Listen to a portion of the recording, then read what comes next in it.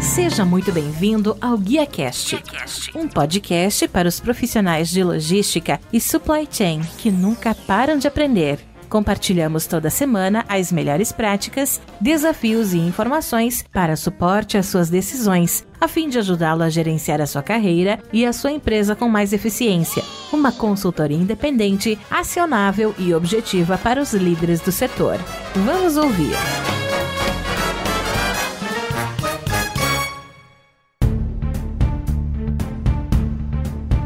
Olá, que tal? Tudo bem, pessoal? Sejam muito bem-vindos a mais uma transmissão de GuiaCast ao vivo para todos vocês, direto para o LinkedIn, YouTube e Facebook. A melhor conversa profissional que você vai ouvir. Para quem não me conhece, eu sou o Rodilson Silva. Temos a honra de receber Denis Dutra de Oliveira, que é CEO da Paletrans Empilhadeiras ou Paletrans Equipamentos. O Denis ele tem formação em Engenharia Mecânica e Mecatrônica pela Universidade de São Paulo, USP, tem MBA em Gestão de Pessoas e Liderança e também MBA em Gestão de Empresas, ambas pela Fundação Getúlio Vargas, além de especialização em Gestão Estratégica em Soluções para Empresas Globais no Instituto de Tecnologia de Massachusetts, MIT, dos Estados Unidos. E só lembrando mais uma vez também que ele tem passagem em empresas como Embraer e Ageco Corporation, grupo americano onde atuou como executivo de operações. Assumiu o cargo de CEO da Paletrans em 2018, tendo como missão levar inovação aos produtos e serviços, fazendo com que cada processo de produção atenda aos quesitos de inovação com foco na indústria 4.0. Então, sem mais, eu gostaria de estar trazendo aqui pro palco, né, o nosso palco do GuiaCast, o nosso convidado de hoje, que é Denis Dutra. Meu amigo, como sempre, eu gostaria de dizer, seja muito bem-vindo ao GuiaCast. Muito obrigado por abrir espaço na sua agenda e me ajudar a fazer mais um episódio. Eu que agradeço, Rodilson. Muito obrigado pela oportunidade de poder bater esse papo aqui com você, com todos os espectadores do GuiaCast. Espero poder contribuir aí com mais bagagem e assuntos aí sobre a nossa movimentação de materiais dentro da intralogística. Obrigado mais uma vez pela oportunidade.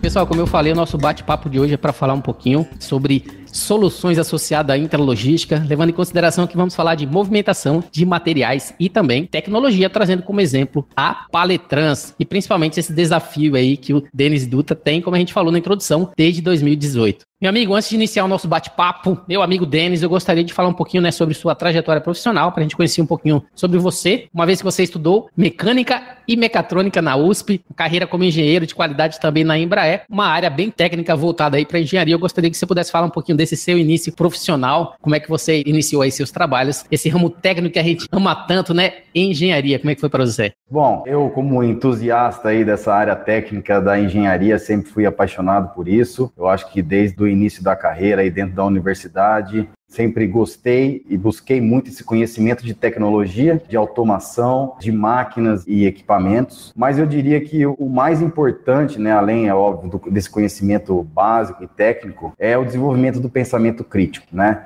Eu acho que isso foi a grande basagem desde a universidade, também passando pela grande experiência que eu tive na Embraer, né, onde a gente é incentivado e desafiado a desenvolver um pensamento crítico muito grande, com foco, usando a tecnologia para a solução de problemas, com foco no cliente, para desenvolver sistemas à prova de falha, naquele ambiente, naquele mercado, que é algo muito importante. E isso eu acabei trazendo e levando para todas as outras empresas e mercados, levando esse pensamento crítico, essa visão de solução de problema, que no fim do dia vem atender o cliente, a melhorar a experiência do cliente, seja em performance de produto, seja em como ele recebe aquele serviço que você está prestando, né? Então, utilizar a tecnologia para resolver os problemas com alta confiabilidade. Excelente. Ontem eu estive na FEI fazendo uma visita a trabalho, né? Foi bastante interessante, até agradecer o pessoal da FEI, o reitor, o professor Mário, que recebeu a gente. Eles estavam falando, né, que antigamente, né, o pessoal, se eles passavam pelo primeiro ano de uma faculdade de engenharia, aí sim eles estavam preparados aí para dar continuidade. As pessoas que passavam do primeiro ano continuavam. Aqueles que não passavam ali do primeiro ano não davam continuidade de engenharia, não. Ia fazer marketing, ia fazer outras coisas, exatamente do cálculo, né? Muita informação. Isso é bastante bacana, porque anteriormente a gente sempre pensava, né? Pô, onde eu vou usar isso? Onde eu vou usar aquilo? E hoje em dia você vê quão importante é para sua carreira profissional você ter esse embasamento. Hoje em dia, mais do que nunca, empresas, inclusive bancos, empresas de consultorias, estão pegando os profissionais profissionais que têm essa gabaritagem associada à área de engenharia, que faz toda a diferença em sua carreira profissional, não só na área de produção, não só na área de mecânica, mas também em diferentes áreas correlacionadas exatamente por sua preparação. E isso não é diferente no seu caso, né? Por isso que hoje você está na Paletrans, colocando em prática, né, toda a sua expertise e seu aprendizado. Entrando no contexto da Paletrans, eu já estou há 15 anos trabalhando com logística, então eu já via a todo lado o nome Paletrans em tudo que é local, né, empresa que está aí há bastante tempo, né, eu queria que você pudesse falar um pouquinho da empresa, né, como a gente sabe, empresa que movimenta o Brasil. Você poderia nos dar um overview, falar dos produtos, serviços, o que faz parte desse portfólio tão importante que a empresa oferece atualmente? Com certeza. A Paletrans é uma empresa de origem nacional que vai completar 40 anos agora em 2022, então são muitos anos de história, muita sobrevivência aí a vários momentos difíceis do nosso país, né, e ajudando aí a construir todo esse mercado de movimentação. Daí vem o nosso slogan, né, de nós movimentamos o Brasil. Então, são várias décadas aí nessa missão árdua. Nós somos hoje o maior fabricante de equipamentos para movimentação de materiais do Hemisfério Sul, né? Então, isso é uma honra muito grande para a gente, de poder fazer parte da história da movimentação de materiais dentro do Brasil. Alcançamos no último dia 19, agora em outubro, a marca de produção de 700 mil equipamentos, tá? Então a gente está passando um momento de muito orgulho, sim, de toda essa história construída, apesar aí das dificuldades ao longo desse tempo. Nós somos provedores principalmente de 3 linhas de produtos: os transpaletes manuais, os transpaletes elétricos e as empilhadeiras manuais e elétricas também, né? Então a gente tem tanto esse foco aí de equipamentos manuais e também os motorizados, mas a gente tá, eu costumo brincar, né, em termos de tecnologia, né, a gente tá um pouquinho à frente, porque a gente já trabalha com os elétricos já tem um tempo, viu? Já tem aí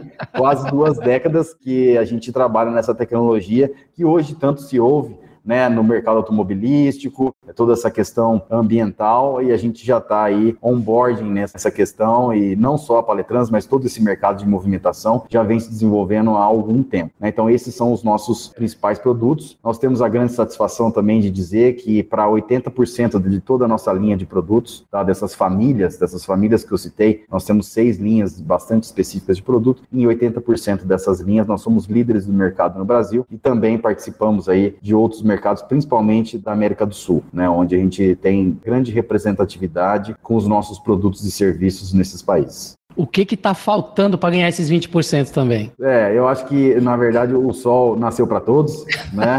Não dá. A gente tem também uma questão de foco, né? Eu acho que é importante a gente conseguir se encaixar como empresa, entender e fazer aquele exercício do perfil do cliente ideal. Então, quem é o tipo de perfil que a Paletrans atende e se esforça cada vez mais para deixar esse cliente mais do que satisfeito, para trabalhar essa experiência do cliente, para resolver o problema dele, né? E nós temos um perfil de empresa muito focada no cliente brasileiro. E por que eu falo isso? O perfil do nosso mercado, né, que é um mercado ainda que prioriza custo em detrimento, às vezes, da tecnologia, né, em sua grande maioria, coisas que a gente pode detalhar melhor aqui no bate-papo, mas a gente tem uma visão muito focada nesse mercado brasileiro, mas a gente sabe que existem grandes players no Brasil, empresas multinacionais, que estão já um passo à frente, que têm uma outra visão de solução intralogística, que acaba trazendo soluções de fora, ou de outras empresas que estão aqui no Brasil, mas também multinacionais localizadas aqui, que trazem algumas soluções que a gente não tem. Por uma questão de escala, de não ter um mercado tão grande para absorver custos de desenvolvimento, no nosso caso aqui dentro, e isso acaba vindo de fora, então não nos permite ser líder em 100%, mas em 80% a gente já está muito feliz aí com essa marca. Excelente. Falando um pouquinho, né, da exportação da Paletrans, a gente sabe que 10% da produção vai para países da América Latina, como África, leste europeu também, onde também mantém uma rede de distribuição e manutenção autorizada. Gostaria que você pudesse falar um pouquinho para a gente exatamente dessa parte de exportação. Você falou, empresa 40 anos no Brasil, inovando cada dia mais, 80% na liderança. Quais são os produtos sim, que a empresa fornece e também para qual desses países, tentando também conseguir novos horizontes associados à exportação e principalmente essa presença internacional?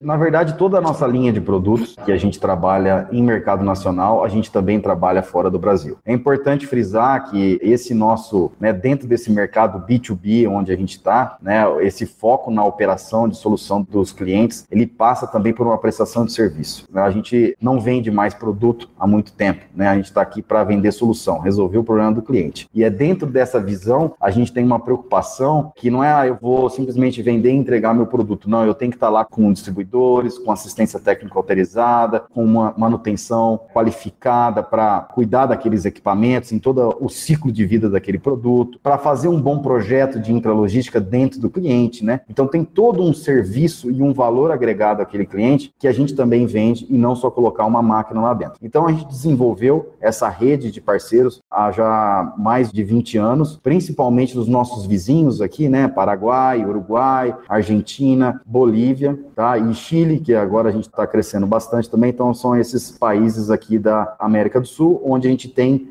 parceiros estratégicos que levam a nossa solução, a solução Paletrans para o cliente, que passa pelo produto, mas passa também pela tecnologia que está dentro daquela solução, como conectar essas máquinas junto a serviços, né, como conectar monitoramento de frota e várias outras coisas que a gente tem. Já nos países de leste europeu, a gente tem, na verdade, um caso de sucesso junto a um cliente, que a gente traz um atendimento mais personalizado, como um Key Account, num projeto piloto, e outros países também, como a África do Sul, que também é um projeto piloto que a gente está fazendo, mas ainda sem todo esse spread, esse crescimento de mercado junto a distribuidores, que seria um próximo passo aí da nossa estratégia. Você falou um pouquinho, né, de estabelecer projetos nesses clientes. Eu queria entender bem rapidamente, não é simplesmente produzir, né, e entregar. Como que funciona essa etapa de projeto mesmo, de entender como é que realmente aqueles produtos são os essenciais que vão atender as necessidades daquele cliente de uma forma customizada? Exatamente. A gente está muito, muito longe dessa questão de ter o produto na prateleira e vem aqui e pega, né? A gente não consegue mais vender isso há muito tempo, né? Eu acho que a própria desenvolvimento do mercado mundial e da concorrência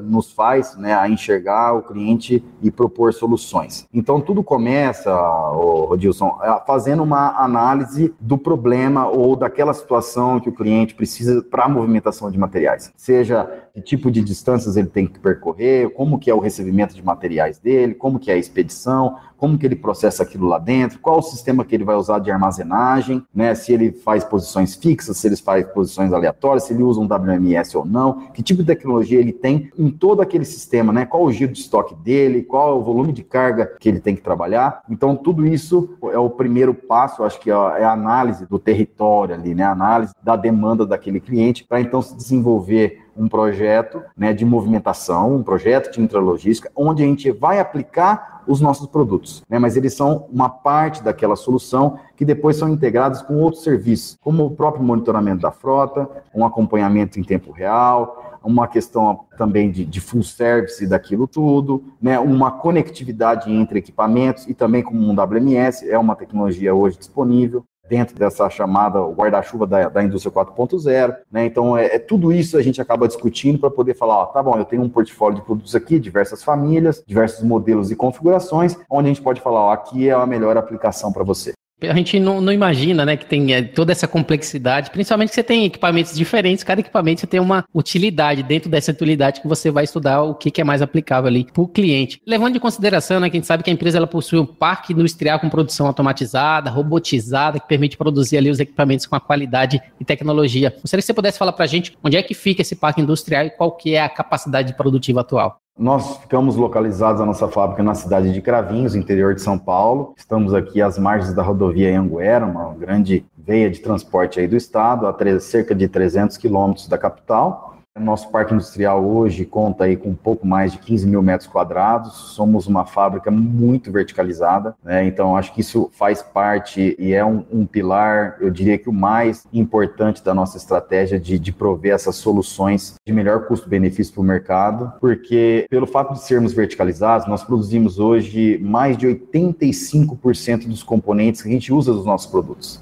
Então, basicamente, a gente recebe aço de um lado e sai máquina do outro, né? E, lógico, todos os outros componentes e matérias-primas que são utilizados. Mas nós temos uma fabricação muito forte e pesada e que passa por processos de corte, conformação, soldas robotizadas. A gente vem passando por uma automação que melhora o nível de produtividade, qualidade e confiabilidade dos componentes. A gente tem toda a parte de montagem eletrônica, é feita internamente, isso não é comprado, a parte de cilindros hidráulicos, toda a parte de estrutura e chassis, toda a solda é feita internamente, pintura, montagem e assim por diante, né? Isso nos dá uma complexidade muito grande em termos industriais, porque a gente tem que manter esse know-how vivo e em constante evolução e inovação, por outro lado, nos dá controle desse supply chain todo, dessa cadeia de suprimentos, de cuidar, né? Imagina eu como montadora tenho que cuidar de mais um monte de fornecedor, né? E a gente também produz. Então, isso foi muito importante para a gente atravessar, por exemplo, esse último momento de pandemia, onde a gente teve grandes rupturas nesse supply chain global, e a gente, por ter uma verticalização grande, tem mais controle de toda essa cadeia produtiva. Então, para a gente também foi importante. É importante porque a gente consegue e entende de cada pedacinho desse da máquina, né? Que eu costumo brincar que o pessoal, aqui não existe caixa preta, né? A gente debulha para você. O que você quer saber? Eu conheço cada pedaço, como fabricante. E também nos dá uma competitividade de custo muito grande, uma vez que a gente controla cada pedacinho desse, né? E não vai repassando isso numa cadeia muito longa, onde você tem uma adição de valor, né? Até chegar na ponta. Então, isso nos dá uma competitividade muito grande. Nós temos uma capacidade produtiva hoje, de forma geral, de 6 mil equipamentos por mês, sendo aí em torno de 1.000 empilhadeiras por mês, dentre elas aí metade manuais, metade elétricas, e cerca de 5 mil transpalets manuais, que a gente faz hoje num sistema totalmente automatizado também por mês, tá? Então, no total aí são 6 mil equipamentos que a gente produz. Hoje, trabalhando já na parte de fabricação com 3 turnos, que a gente trabalha aí 6 dias por semana, 3 turnos, e na parte de montagem final, 5 dias por semana, apenas 1 turno. Excelente, até porque você falou que ter essa objetividade de controlar 85%, né, de produzir todos os materiais é importante, principalmente se você quiser manter, né, como a gente falou, toda essa tecnologia, se você quiser manter toda essa capacidade e qualidade, né, de entrega. Isso é bastante importante exatamente dentro desse contexto. Levando em consideração que você falou que produz 6 mil, né, equipamentos por mês, como é que funciona essa parte de estoque, né, principalmente a armazenagem, levando em conta se tratar de grandes produtos, de alto valor agregado, né, como é que vocês gerenciam toda essa parte de estoque e armazenagem, principalmente porque vocês vão produzindo em estoque para poder ter o atendimento ali, principalmente quando a empresa ela decide realmente investir, né, dentro desse contexto, ela quer algo para já, né, ela já quer ver o resultado, já quer ver isso funcionando. Como é que e é uma característica muito forte do nosso mercado brasileiro, né, de acaba deixando as coisas um pouco aí, vamos colocar, para a última hora, não somos uma cultura de grande planejamento, né, stick to the plan, não rola muito isso no nosso mercado de forma geral, e a gente conhecendo isso se prepara, né? Nesse caso aqui, a casa de ferreiro não pode ter espeto de pau, né? Então o nosso sistema de movimentação, o nosso sistema de produção hoje, ele é build to stock.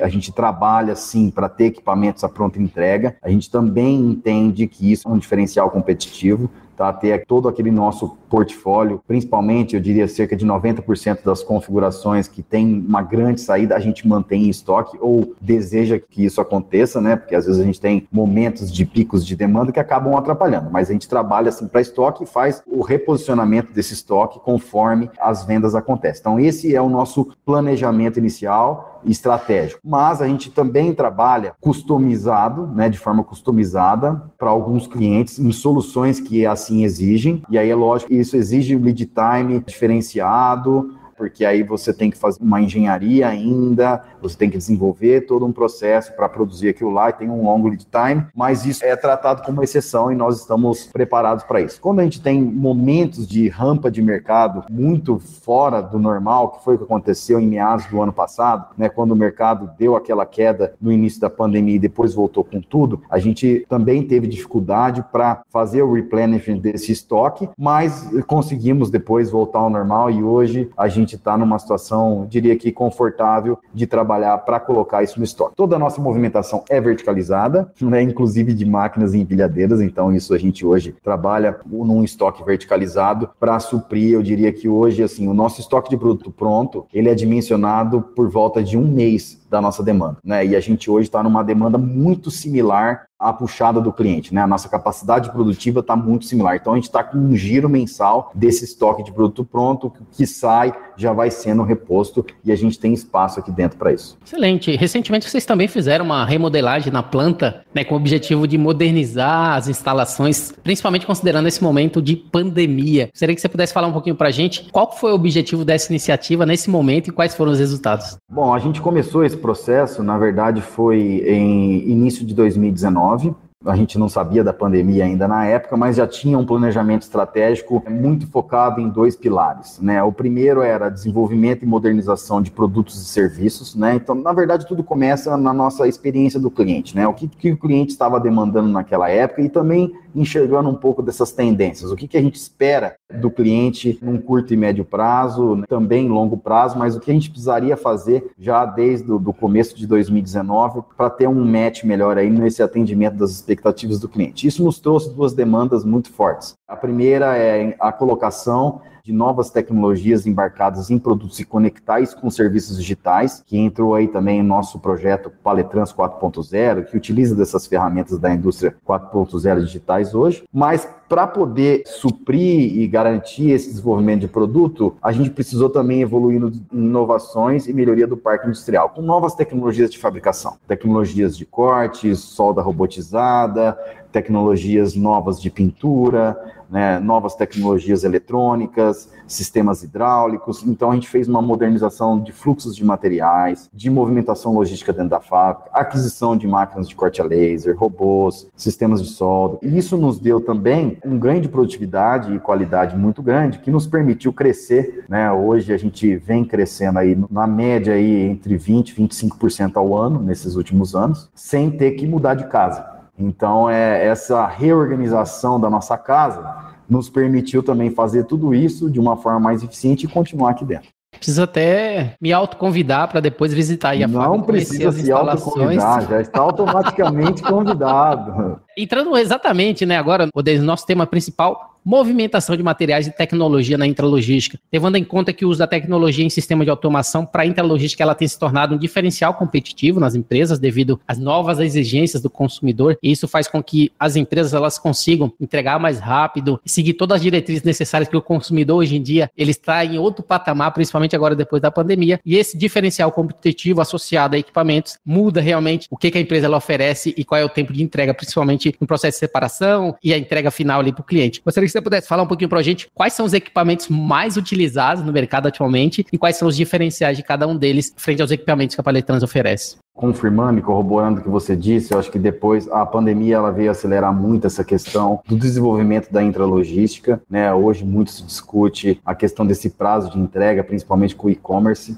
né? Algo que imagina aquele cliente que já até pagou, mas não tem ainda, ele quer receber, né? Vários grandes varejistas aí que são nossos frotistas, que utilizam a solução Paletrans, têm ofertado isso para o mercado e conseguindo garantir, né? Comprou hoje, recebe amanhã, comprou hoje, recebe hoje, cada um com a sua campanha. Isso aumentou muito a nossa demanda de entender essa solução e colocar lá esses produtos e serviços. Na verdade, essa questão ela é muito peculiar de cada negócio. Depende do tipo de produto que aquela empresa vende, qual o nível de verticalização que ele vai usar, sim ou não, se ele vai trabalhar num sistema logístico que a gente sabe que um dia, alguns anos atrás, ele era muito forte na questão de centros de distribuição unificados para ganhar escala e grandes volumes, e depois daquele centro se distribuía para todo o Brasil, que tem suas dimensões continentais aí, e hoje isso vem mudando para um modelo mais de pequenos centros, uma loja também é um centro de distribuição atrás. No caso dos supermercados, nós temos os atacarejos, né, que ele já tem o estoque ali dentro da loja. Dependendo desse tipo de negócio, você tem uma aplicação de um produto, né? Então, quando a gente trabalha com transportadoras, os transpallets são essenciais. Muitas vezes, eles estão trabalhando principalmente no transbordo, né, ou na movimentação de uma carga que chegou num caminhão para passar para outro, onde eles vão redirecionar rotas, né, e vão redistribuir aquelas cargas, mas não chega a passar por uma verticalização. Então, o transpallet ali é o que resolve o problema quando está fora de um sistema automatizado como uma grande esteira, um sorter e alguma coisa desse tipo.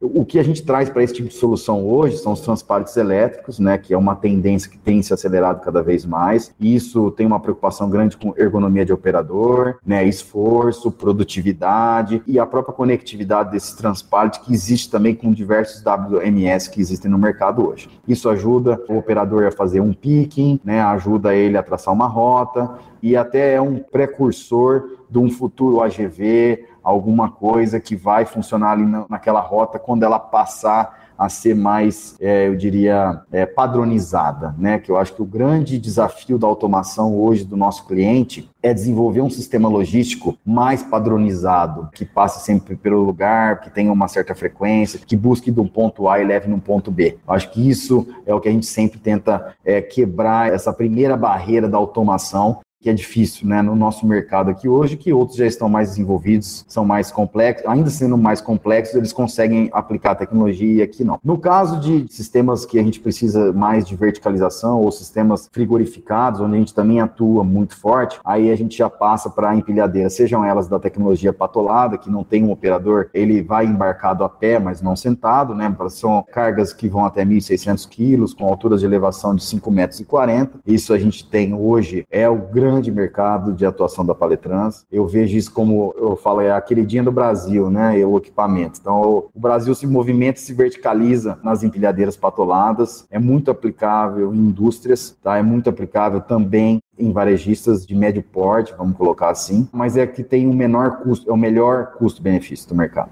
Então, aí, de novo, a gente olhando esse mercado brasileiro, existe coisa tecnologicamente melhor? Existe uma empilhadeira autônoma? Sim, nós lançamos a nossa empilhadeira autônoma, totalmente robotizada, na Movimart de 2019, em parceria com uma empresa desenvolvedora de tecnologia. Estava lá, esse produto existe. Mas como que é essa demanda dentro do Brasil? Ela é muito incipiente ainda, né? Então, a gente precisa trabalhar diversas outras coisas e, principalmente, nesse crescimento de demanda que foi a pandemia, quem que estava preparado para fazer isso? Então, assim, não é ainda o equipamento do momento, não que a gente não ofereça, eu acho que tem grandes multinacionais que já conversaram com a gente já trabalha em projetos para colocar equipamentos autônomos, mas ainda não chega, não dá 1% de mercado, o equipamento autônomo. Então a gente está falando de confiabilidade, de performance de equipamento, autonomia de uso, facilidade, segurança, né? Então ainda são alguns requisitos básicos em termos de produto. O diferencial que vem, que a gente entendeu como muito importante lá atrás, é o desenvolvimento de serviços digitais. Isso agrega mais valor para o cliente do que um equipamento que vai andar sozinho hoje. Então, que tipo de serviço digital? Hoje a gente tem, desde a entrega técnica digital, que é quando e isso foi muito útil na pandemia, né? Então o cliente recebe a máquina, ele tem lá um aplicativo que já sai o vídeo explicativo de como que ele usa, etc. E aí já lê lá um QR Code, ele cadastra aquela máquina, já começa a contar tempos para manutenções preventivas, ele já consegue comprar peça por ali, a gente já consegue ler qual o nível de utilização para poder falar, vai vencer aqui, você precisa trocar essa peça, dar uma olhada no desgaste da roda. Então, assim, a gente consegue ofertar um serviço muito preditivo, um serviço de atenção para aquele cliente, cuidar da frota do cliente. Se torna uma experiência. Exato, é uma preocupação muito grande com esse cliente de cuidar daquele equipamento para ele garantir o quê? Performance. No fundo, o equipamento dele não pode parar. Tem muita gente que opera aqui com um equipamento, né? Clientes de pequeno porte tem um equipamento e a vida dele é aquilo lá. Então, como que você cuida desse cliente? Como que você atende a experiência? Provendo serviços digitais que estão conectados. A gente tem hoje alguns clientes que trabalham com monitoramento em tempo real, clientes um pouco maiores, mas que a gente presta esse serviço, a gente monitora tempo de operação de máquina, produtividade e até outros sensores que estão na máquina, como temperatura de operação, se o operador está andando, correndo mais que devia, se ele está gerando, né, impactos na máquina. Então a gente consegue o quê? A gente está, na verdade, não é ofertando um serviço de monitoramento apenas lá, de telemetria, não. É um serviço de consultoria, onde a gente consegue, entendendo a operação dele, sugerir melhorias no processo para que ele ganhe produtividade. No último caso, que eu posso trazer como exemplo, um cliente que estava acostumado a comprar 2 máquinas por loja, porque ele tinha receio de trabalhar com apenas uma, desistiu disso e hoje ele se sente muito confiante e confortável a usar apenas uma.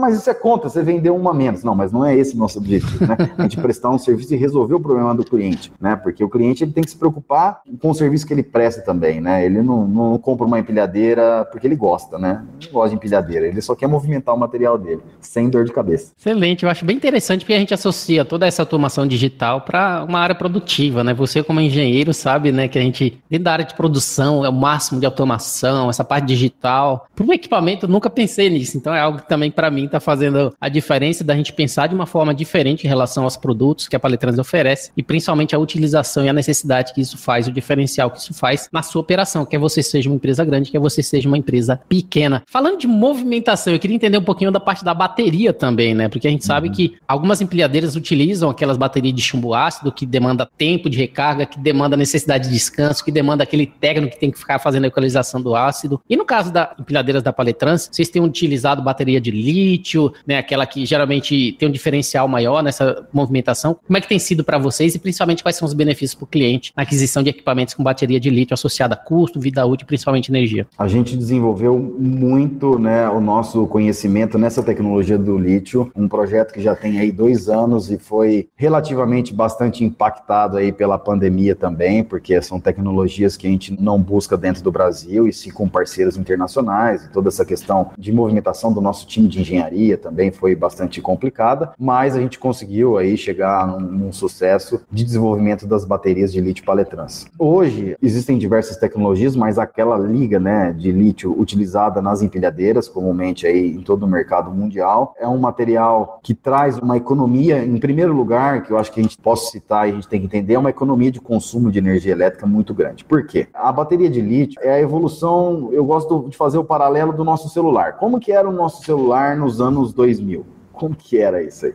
Antes de 2000, né? Era uma bateria de chumbo ácido, você levava o celular e tinha 3 baterias. Você trocava aquela bateria ao longo do dia, colocava tudo para carregar de noite. E a autonomia dela era muito pequena, né? E era pesada, e você tinha que ficar trocando aquela bateria toda hora. Tinha aquele problema de viciar, né? Não, deixa acabar a bateria, depois põe, não põe para carregar agora, né? O notebook também era assim, e hoje você nem enxerga mais a bateria. Tenta tirar a bateria do celular. Ela tá lá integrada, você não troca mais isso, troca o celular. Lógico, a gente não está nesse ponto ainda em termos de máquinas e equipamentos, né? Mas a gente está na fase do seguinte: a bateria de lítio ela traz economia de energia porque é uma tecnologia que trabalha com correntes elétricas e voltagens constantes. A grande vantagem da bateria de lítio não é o lítio em si, e sim o BMS. O que é o BMS? É o Battery Management System. É um sistema que gerencia aquela bateria. Então, esse sistema, esse computador, esse software, gerencia que ela tenha sempre um trabalho constante de ofertar potência para o equipamento. E, ao fazer isso,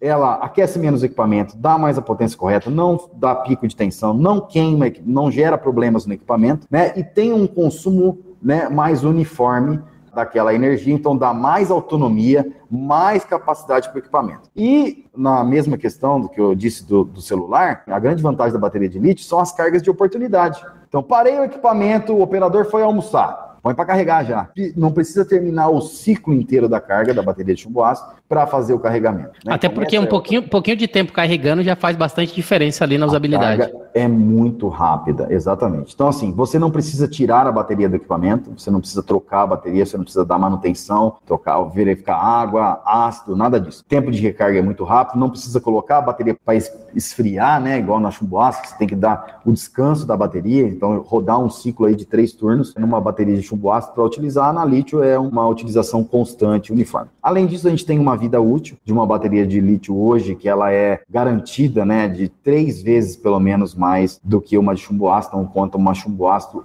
dura aí, bem cuidada, muito bem cuidada, cerca de 5 anos de vida útil. Uma de lítio aí passa dos 15 anos. Qual é o ponto de entrave de utilização dessa tecnologia? Primeiro, você tem que entender para qual cliente que aquela tecnologia vale a pena, né? O cliente que tem uma utilização pequena do seu equipamento, ele utiliza 4 horas por dia, não é uma demanda logística muito grande. Então ele consegue tranquilamente usar uma bateria de chumbo ácido que dura 2 dias para ele. E dá tempo dele colocar para carregar e descansar. Então aquela é uma tecnologia que supre a demanda do cliente. Agora, quando você começa a ir para um cliente que utiliza mais de um turno de trabalho, a bateria de lítio já vale a pena, porque você não precisa trocar a bateria, não precisa ter aquela sala de manutenção, não precisa fazer nada. Em termos de custo, mesmo aquele, né, o que a gente trabalha hoje para mostrar para o cliente, mesmo aquele que usa menos de um turno, a gente já consegue provar no papel que é mais barato utilizar a bateria de lítio se você considerar a vida útil do produto inteiro, né, que é o custo de aquisição da máquina, mais o custo de operação, que está relacionado a custo de manutenção, custo de energia elétrica e tudo mais. Só que a gente ainda está nessa fase de, né, convencer o cliente que ele tem que pagar um pouquinho mais caro no começo para gastar menos depois, às vezes não é uma tarefa fácil. Esse é hoje o principal entrave no mercado brasileiro, tá? A gente sabe aí que em outros mercados como Europa, Ásia, né, principalmente aí lá na China e Japão e o próprio Estados Unidos, é um mercado onde a bateria de lítio já passa dos seus 20% de saída de fábrica,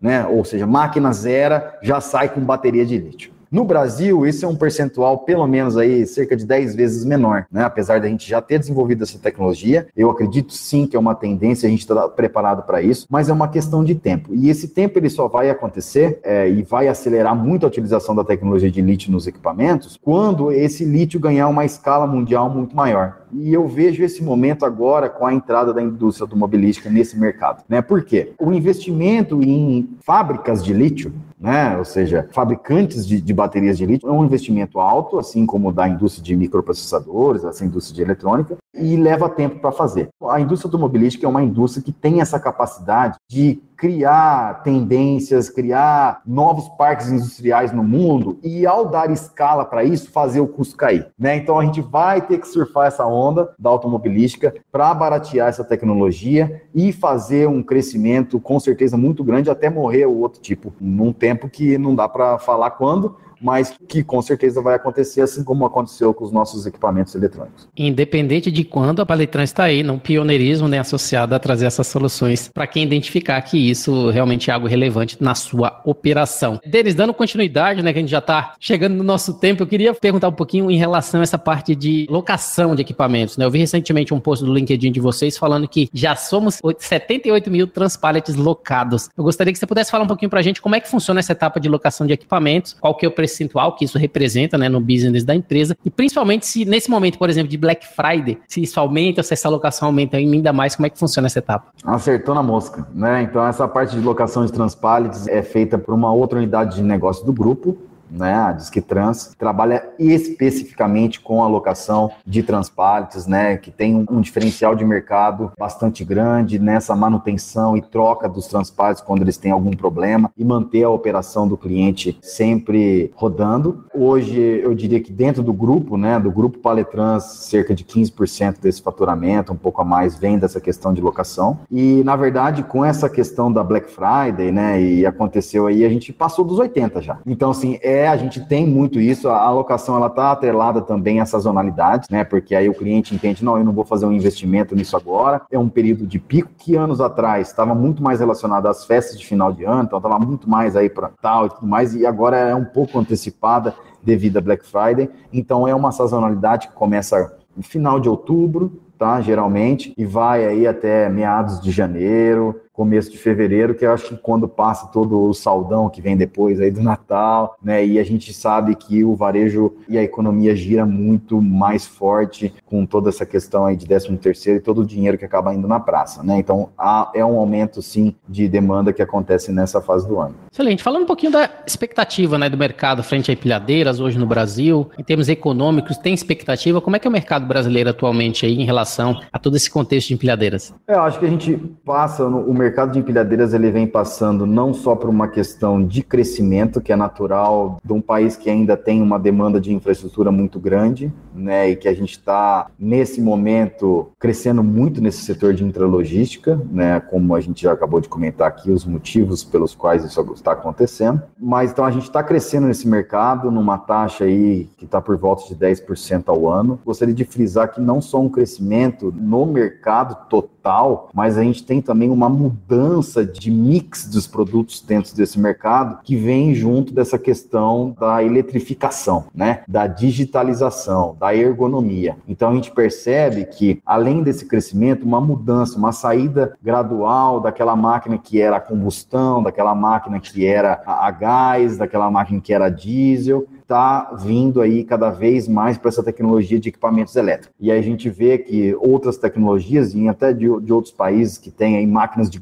grande capacidade de carga, já com desenvolvimento de baterias suficiente aí para 5 toneladas, até mais do que isso, né? Então é algo que vai acontecer cada vez mais, não só o crescimento desse mercado, mas também a transferência para um modelo diferente de equipamentos. Pessoal, nosso tema de hoje, movimentação de materiais, tecnologia na intralogística. Denis, nossas perguntas finais. né? A gente gosta de encerrar um pouco falando mais uma vez um pouquinho sobre o nosso convidado. Gostaria que você pudesse falar um pouquinho pra gente se existiu algum momento aí, ou alguma decisão em sua carreira que você desejou ter tomado de maneira diferente, né? Ou seja, estudei engenharia, deveria ter estudado logística. Como é que você imaginou aí pra sua carreira? Não, eu só tenho gratidão por poder dizer que eu sou muito grato pelo caminho que eu trilhei. É lógico que em diversos momentos a gente chega lá numa bifurcação e fala para que lado eu vou. Mas hoje, sempre que eu faço essa retrospectiva, né, esse olhar para trás, eu vejo que todas as decisões foram muito importantes em cada momento, desde do início da formação até hoje, sempre foi em busca aí dessa visão crítica, desse desenvolvimento de tecnologia, disso que eu gosto de fazer, né? Então, eu gosto do que eu faço e também faço muito o que eu gosto, né? Então, eu tenho essa sorte de estar nesses dois e de poder falar essas duas coisas, e é isso que me dá um gás muito grande para continuar batalhando, para ter essa questão de assim, a tecnologia ela é legal, ela é fancy, né? Ela é super bacana, mas como é que eu aplico isso no meu dia a dia para resolver o problema do meu cliente, né? E não só levar mais custo para ele ou falar que isso é super bacana, mas ele não vai usar para nada, né? Então, eu gosto muito dessa visão simplista das coisas. Última pergunta, né, para encerrar. O que lhe traz mais alegria em sua linha de trabalho, né? Principalmente aí, desde 2018, como a gente falou lá em cima, você foi a pessoa que entrou na empresa, que foi como CEO para levar inovação aos produtos e serviços, fazendo que cada processo de produção atenda aos requisitos, como a gente falou, de indústria 4.0. O que te traz alegria, o que te motiva a você conseguir fazer isso, né, e trazer essa inovação com foco na indústria 4.0 na empresa? Além do que eu acabei de comentar agora, eu gostaria de adicionar aqui essa questão, né, que a gente se coloca como propósito, né? Nós movimentamos o Brasil. Eu acho que isso é um propósito muito nobre, me traz aí uma motivação cada vez mais quando a gente para pensar que toda a comida que chega na mesa aí do povo brasileiro, ela teve que ser movimentada e ela passou por um equipamento de movimentação. Todo o equipamento que a gente compra, tudo que chega na nossa casa através do e-commerce agora. Um exemplo que eu dou, quando chegaram as vacinas nos aeroportos, a gente olha lá naquela reportagem, descendo aquele pallet de vacina num transpallet da Paletrans. Então você fala, nossa, realmente a gente tem uma missão nobre de que é entender, eu não estou aqui para fazer transpallet, eu não estou aqui para fazer empilhadeira, a gente está aqui para movimentar o Brasil, para fazer as coisas acontecerem, para a gente poder se alimentar, para a gente poder se vestir, para a gente poder ter os nossos equipamentos, os nossos carros, os nossos remédios e para a nossa vida acontecer. Então a gente está aqui para isso, é essa a nossa visão, é isso que me faz acordar todo dia e vir para a luta. Excelente. Denis, essa foi minha última pergunta. Eu gostaria de agradecer a sua participação, como sempre a sua disponibilidade de estar aqui comigo, conversando um pouquinho da sua história no GuiaCast. Gostaria que você pudesse deixar para a gente seus contatos e fazer as suas considerações finais. Deixo sim, eu é que agradeço, tá, Rodilson, aí pelo convite mais uma vez, tá? Foi uma oportunidade aí, muito grato em poder bater esse papo com você. Quem quiser entrar em contato, a gente tem aí o nosso site, nós temos página no LinkedIn, no Facebook, em todas as redes sociais. Fiquem à vontade, eu estou à disposição aí para tirar as dúvidas, para conversar mais com quem quiser, né? E todo o nosso time aqui da Paletrans também à disposição de todos vocês. Muito bem, o GuiaCast teve a honra de receber Denis Dutra de Oliveira, que é CEO da Paletrans Equipamentos, onde falamos sobre o tema movimentação de materiais e a tecnologia na intralogística, com a Paletrans, a empresa que movimenta o Brasil. Se você gostou desse episódio gravado ao vivo, você pode compartilhar com seus colegas, amigos e profissionais de supply chain. Se possível, deixe uma avaliação e um comentário em ratethispodcast.com/GuiaCast. Eu sou o Rodilson Silva com o Denis Dutra, que te envia um GuiaCast abraço. Então, a todos vocês, até a próxima. Tchau, tchau!